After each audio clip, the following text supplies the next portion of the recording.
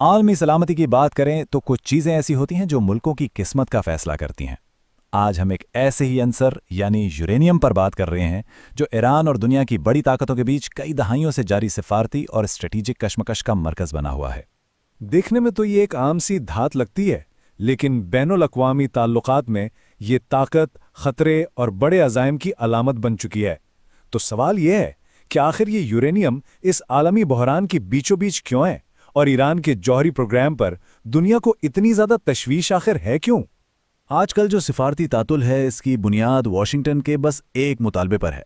तमाम मुज़ाकरात, तमाम बातचीत इसी नुक्ते के गिर्द घूमती है कि ईरान अपने अफजूदा यूरेनियम के ज़ख़ीरे से दस्तबरदार हो जाए।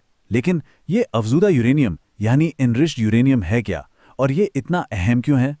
देखें, इस जियोपॉलिटिकल शतरंज की बिसात को समझने के लिए हमें इसके पीछे की साइंस को समझना होगा, क्योंकि इसी साइंस में सिफारती सुर्ख लकीरें यानी रेड लाइंस छुपी हुई हैं।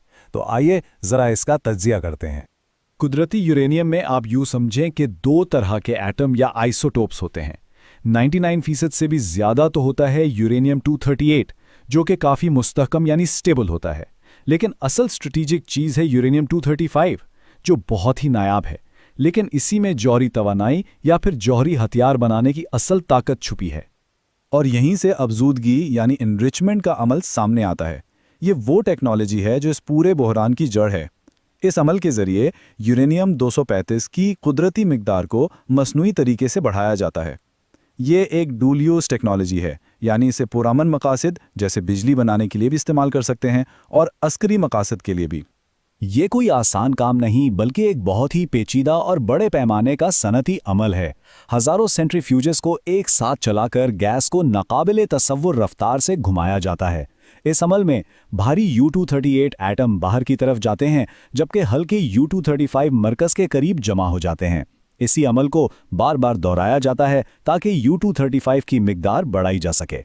इंटरनेशनल सिक्योरिटी के तज्जियाकार अफजूदगी की मुख्तलिफ सतहों को एक कशीदगी की सीढ़ी या एस्केलेशन लैडर के तौर पर देखते हैं।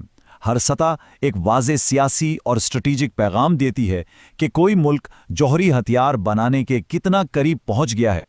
इस सीढ़ी का पहला और सबसे निचला दर्जा है 3 से 5% अफजूदगी।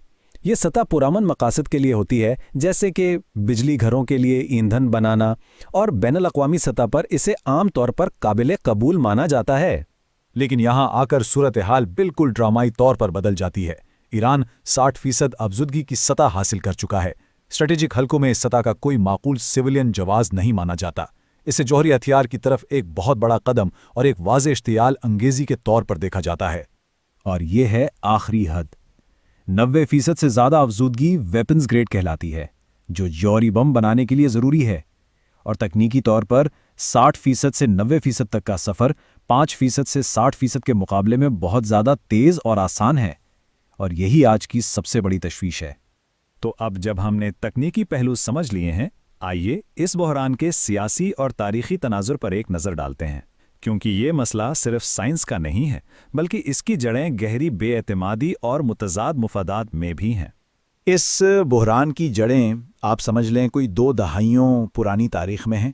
2002 में जब ईरान की खुफिया जौहरी तनसीबात का इंकशाफ हुआ, उसके बाद से तेहरान और मगरिब के बीच शुकूक व शुबहात की एक ऐसी दीवार खड़ी हो गई जो आज तक मुज़ाकरात की राह में हायल है।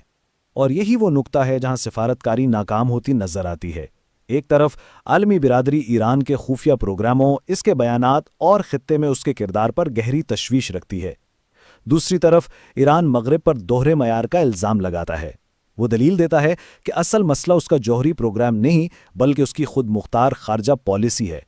तो इन तमाम तकनीकी और सियासी पहलुओं को मिलाकर अब हम इस सवाल का जवाब ढूंढते हैं कि स्ट्रेटेजिक लिहाज से आज खतरा किस कदर बड़ा है और वक्त कितना बाकी है।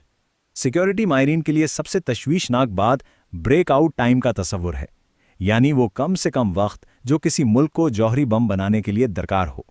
ईरान के मामले में ये वक्त खतरनाक हद तक कम हो चुका है। ये मवाजना सूरत हाल की संगीनी को बिल्कुल वाज़े कर देता है। जहां पहले ईरान को वेपन्स ग्रेड मवाद तैयार करने में सालों लग सकते थे, आज अंदाज़ा है कि ये काम सिर्फ चंद हफ्तों में मुकम्मल किया जा सकता है। इस ड्रामाई तब्दीली ने तमाम स्ट्रेटेजिक मुसावात को ही बदल कर रख दिया है। اور اس خطرے میں ایک اور سنگین پہلو بھی شامل ہے۔ مغربی انٹیلیجنس ایجنسیوں کا ماننا ہے کہ ایران جوہری ہتھیار بنانے کے لیے جو ضروری ڈیزائن اور ٹیکنیکی مہارت چاہیے وہ حاصل کر چکا ہے۔ اس کا مطلب یہ ہے کہ اب صرف افزودہ مواد کی دستیابی اور ایک سیاسی فیصلے کی دیر ہے۔ تو ہم ایک ایسے فیصلہ کن موڑ پر آ کھڑے ہیں جہاں جوہری گھڑی ہفتوں میں ٹک ٹک کر رہی ہے، جبکہ سفارتکاری کی رفتار مہینوں اور سالوں کی ہوتی ہے۔ اب بنیادی سوال یہ ہے کہ کیا سفارتکاری اس ٹیکنیکی پیش قدمی کو روک پائے گی، یا دنیا ایک نئے اور کہیں زیادہ خطرناک جوہری حقیقت کے دہانے پر کھڑی ہے؟